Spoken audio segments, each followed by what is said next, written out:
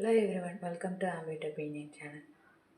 இந்த ஆடியோ வந்து எதுக்காக அப்படின்னா, நான் கூகை அப்படின்னு சொல்லிட்டு சோதர்மன் அவர்களுடைய book, it's about Gowri's and books அப்படின்னு சொல்லிட்டு கௌரி மனோகர் அப்படிங்கிற ஒரு அண்ணா இன்ஸ்டாகிராமில் இருக்காங்க. ஸோ அவங்களோட படி ரீடிங் பண்ணேன்.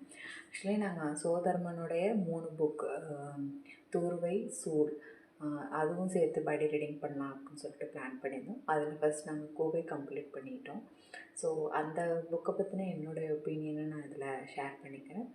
அண்ட் கௌரி மனோகர் அண்ணாவும் அவங்களோட ஒப்பீனியன் வந்து அவங்க பேஜில் ஷேர் பண்ணுவாங்க. ஸோ நான் அதுவும் அவங்க ஒன்ஸ் ஷேர் பண்ணோடனே நான் அதை அவங்களுக்கு ஷேர் பண்ணுறேன். ஸோ என்னுடைய ஒப்பீனியனை வந்து பார்க்கலாம். ஆக்சுவலி வந்து கூகை அப்படிங்கிறது வந்து ஆந்தை அப்படிங்கிறதுக்கான ஒரு வகையான ஆந்தை தான் கூகை அப்படிங்கிறது சொல்கிறாங்க. மோஸ்ட்லி ஆந்தையை வந்து நம்ம அபசகுணமாக தான் வந்து கன்சிடர் பண்ணுறாங்க. ஸோ ஆந்தையவே வந்து ஒரு குலதெய்வமாக வழிபடுறாங்க. இந்த கதை வந்து எங்கே நடக்குது அப்படின்னு பார்த்தீங்க அப்படின்னா, திருநெல்வேலி சைடில் இருக்கிற சித்திரம்பட்டி அப்படிங்கிற ஒரு வில்லேஜில் தான் வந்து கதையோட லொக்கேஷன். ஸோ மேக்ஸிமம் இந்த கதையோட ஸ்லாங்குமே வந்து அந்த திருநெல்வேலி சைடு ஸ்லாங்காக தான் இருக்கும். கதையோட காலகட்டமும் எக்ஸ்பிளிசிட்டாக புக்கில் வந்து எங்கேயுமே மென்ஷன் ஆகிருக்காது. பட் போலீஸ் ஸ்டேஷன், ஜமீன்தாருடைய ரூல்ஸ் எல்லாம் கொஞ்சம் கம்மியாக இருக்குது. அப்படி இப்படின்னு வச்சு பார்த்தோம்னா போஸ்ட் இண்டிபெண்டன்ஸ் தான் வந்து நம்ம இந்த கதையோட காலகட்டம் அப்படின்னு நம்ம ஃபிக்ஸ் பண்ணிக்க முடியுது. ஸோ இந்த கதையில் வந்து 3 கேரக்டர்ஸ் மெயின் லீடாக வந்திருக்காங்க. ஒன்று வந்து சீனி கிழவன் தாத்தா, பேச்சி, அதுக்கப்புறமேட்டுக்கு அப்புச்சுப்பன், அப்புறம் அவங்களோட பையன் அய்யனார். ஸோ இவங்க தான் வந்து மெயின் லீட்ஸ் அப்படிங்கிற மாதிரி வருவாங்க. ஸோ இந்த சித்திரம்பட்டிங்கிற வில்லேஜில் வந்து நம்ம எல்லாருக்குமே வந்து உங்களுக்கு தெரியுமா என்னன்னு தெரில, பறையர், சக்கிலியர் அப்படின்னு சொல்லிட்டு ஒரு 3 குடி, அவங்கள தான் வந்து ரொம்ப இருக்கிறதே தாழ்த்தப்பட்ட மக்கள் அப்படிங்கிற மாதிரி கன்சிடர் பண்ணுவாங்க. ஸோ அவங்க தான் மேக்ஸிமம் இந்த சித்திரம்பட்டியில் வந்து அந்த காலத்தில் வந்து அந்த தாழ்த்தப்பட்ட மக்களாக கன்சிடர் பண்ணப்பட்டு அவங்கள தான் வந்து இந்த மேல் ஜாதி மக்களாக இருந்தவங்களாம் வந்து அடக்குமுறை பண்ணிக்கிட்டு இருக்காங்க.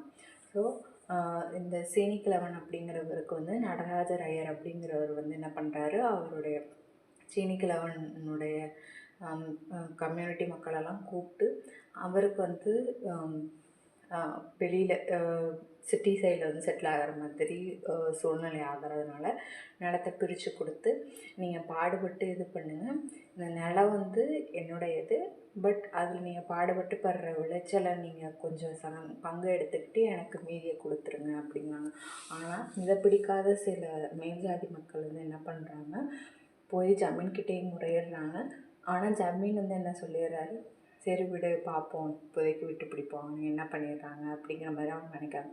பட் அவங்க ஹார்ட் ஒர்க் பண்ணி நல்ல விளைச்சலையும் பண்ணி இது பண்ணிடுறாங்க. பட் ஆனால் மேல்ஜாதி மக்கள் வந்து இவங்க வளரக்கூடாது அப்படின்னு சொல்லிட்டு நிறைய இடைஞ்சல்லாம் கொடுக்குறாங்க. ஸோ இந்த மாதிரி ஒரு இது போயிட்டு இருக்குது. இந்த மாதிரி அவங்க நல்லா பாடுபட்டு சில வருஷங்களில் வந்து நல்ல வெள்ளாமையும் எடுத்து நல்ல மாடு அது இதுன்னு வாங்கிட்டு ஒரு பெரிய பொசிஷனுக்கு போயிடுறாங்க. பட் என்ன ஆகிடுது அப்படின்னா, அந்த மேல்ஜாதி மக்கள் வந்து இவங்களுக்கு குடைச்சல் கொடுக்கணும் அப்படின்னு சொல்லிட்டு நிறைய பிரச்சனை பண்ணிகிட்ருக்காங்க. அதில் ஒன்ஸ் வந்து அய்யனாரோட அப்பா அப்புச்சுப்பன், அவங்க 2 பேருமே வந்து ஒருத்தர் வந்து கொலை பண்ணிடுறாங்க. ஸோ அவங்க வந்து தப்பிச்சு ஓடி போய் ஒளியிறப்போ தான் வந்து பேச்சி அப்படிங்கிற கேரக்டரை வந்து மீட் பண்ணுறாங்க. ஸோ பேச்சி, அப்புச்சுப்பன் அவங்க 2 பேரும் தான் இதுக்கு அடுத்து கதையில் வந்து ஒரு மெயின் லீடாக இருப்பாங்க. இவங்க வந்து என்ன பண்ணிடுறாங்க, இந்த மேல்ஜாதி மக்கள் வந்து இந்த கீழ்ஜாதி மக்களை அடக்குமுறை பண்ண ஒரு குடி மக்களாகவுமே சித்திரம்பட்டியை விட்டு வெளியூரில் வந்து கொஞ்சம் சிட்டி சைடு மாதிரி செட்டில் ஆக ஆரம்பிக்கிறாங்க. ஆனால் இந்த கீழ்ஜாதி மக்கள் வந்து வெளியில் போய் செட்டில் ஆனாலுமே வந்து இந்த மேல்ஜாதி மக்கள் வந்து அப்பயும் அவங்கள வந்து வாழ விட மாட்டேங்கிறாங்க. பட் இவங்களால முடிஞ்ச அளவுக்கு வெளியே வர ட்ரை பண்ணுறாங்க. ஸோ இந்த புக்கில் வந்து அவங்க சந்தித்த அடக்குமுறைகளை பற்றி மட்டும் இல்லாமல் இன்னும் என்ன ரொம்ப அஃபெக்ட் பண்ண விஷயம் வந்து என்னென்னா, பெண்கள் சந்தித்த கொடுமைகள். இந்த கதையில் வந்து ஒரு கட்டத்தில் வந்து இந்த மேல்ஜாதி மக்கள் வந்து தாங்கள் விருப்பப்பட்டால் வந்து இந்த கீழ்ஜாதி பெண்களை வந்து தன்னோட தான் வந்து இருக்கணும் அப்படிங்கிறது. நீங்கள் இந்த விடுதலை 2 படம் பார்த்துருந்தீங்க அப்படின்னா தெரியும்.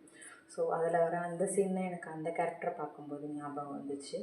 அதுக்கடுத்து வந்து பேச்சிக்குமே வந்து ஒரு பேக் ஸ்டோரி இருக்கும். அதில் வந்து அவங்க ஃபேஸ் பண்ண கஷ்டத்தையும் பார்க்கும்போது விடுங்களேன்டா, அவங்கள ஏன் இவ்வளோ டார்ச்சர் பண்ணுறீங்க, பெண்களை ஏன் இவ்வளோ டார்ச்சர் பண்ணுறீங்க அப்படிங்கிற மாதிரி எனக்கு சொல்லணும் அப்படிங்கிற மாதிரி தோணிகிட்டு இருந்தது. இந்த பெண்கள் சந்தித்த அந்த ஒரு அடக்குமுறைகளையும் பற்றி இந்த புக்கில் எழுதியிருந்தேன். அண்ட் இந்த புக்கில் எனக்கு இன்னொரு ஆச்சரியமான விஷயம் வந்து என்ன அப்படின்னா, அந்த காலத்தில் மக்கள் வந்து கோதுமை கிடைக்குது அப்படிங்கிறதுக்காக தங்களுடைய மதத்தையே மாற்றிக்கிட்டாங்க. இது எனக்கு உண்மை தானா அப்படின்னப்போ, இந்த இது படிச்சுட்டு இருந்தப்போ எங்கள் அப்பா பக்கத்தில் இருந்தார். ஸோ அவர்கிட்ட கேட்டேன், நிஜமாலுமே மக்கள் வந்து மதம் மாறினாங்களா அப்படின்னதுக்கு, ஆமாம், அந்த காலத்தில் வந்து கோதுமை க்காக தான் வந்து சிலர் வந்து கிறிஸ்தவ மதத்துக்கு மதம் மாறினாங்க அப்படிங்கிற மாதிரிலாம் வந்து சொல்லியிருந்தார். ஸோ ஓவரால் இந்த புக்கு வந்து என்னென்னா, இந்த கீழ் ஜாதியில் இருக்கிற இவங்க முன்னேறணும்னு நினைக்கிறாங்க.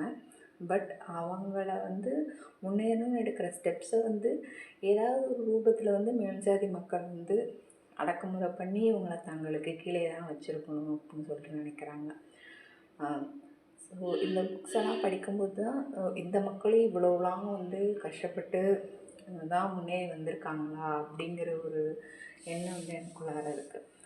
ப்ளஸ் இந்த புக்கில் எனக்கு பிடிக்காத விஷயம் வந்து என்னென்னா, இனிஷியலாக எனக்கு கொஞ்சம் ஓப்பனாக சொல்லணும்னா ஸ்லாங் கஷ்டமாக இருந்தது. அது மேபி எனக்கு வந்து நான் நெல்லை ஸ்லாங் பேசினது இல்லைங்கிறதுனால எனக்கு கஷ்டமாக இருந்ததா என்ன ஏதுன்னு தெரில. ஸோ எனக்கு ஸ்டார்டிங்கில் கொஞ்சம் கஷ்டமாக இருந்தது. பட் போக போக வந்து என்னால் பிக்கப் பண்ணி படிக்க முடிஞ்சிச்சு. அண்ட் ஒரு சில கிளைக்கதைகள் வந்து ரொம்ப ட்ராகியாக, ரொம்ப ஒரு மாதிரி அது இல்லாமல் இருந்தாலுமே இந்த கதை வந்து ஸ்பீடாக தான் போயிட்டு இருந்த மாதிரி இருந்தது. அது அண்ட் இந்த புக்கில் வந்து பார்ட் 2 அப்படிங்கிறது தான் சீனிக்கிழவன் தாத்தாவுடைய மரணம் எப்படி நிகழுது அப்படிங்கிற மாதிரி போட்டிருப்பாங்க. அந்த பார்ட் வந்து எனக்கு என்னமோ இன்னும் கொஞ்சம் நல்ல ஒரு இது கொடுத்துருக்கணுமோ, அது சம்திங் வந்து ஏதோ மேஜிக்கல் வேர்ல்டில் நடக்கிற மாதிரி போட்டிருப்பாங்க. ஸோ அது வந்து அந்த ஃப்ளோவில் படிக்கும்போது எனக்கு என்னமோ இது ஏன் இப்படி பண்ணிட்டாங்க அப்படிங்கிற மாதிரி இருந்தது. அதர்வைஸ் இந்த புக் வந்து ஒரு ஓவரால் 4/5 ரீட் எனக்கு. ஸோ இந்த புக் படிச்சிருந்தீங்க அப்படின்னா உங்கள் ஒப்பீனியனை எனக்கு சொல்லுங்கள். ஓகே, பாய்.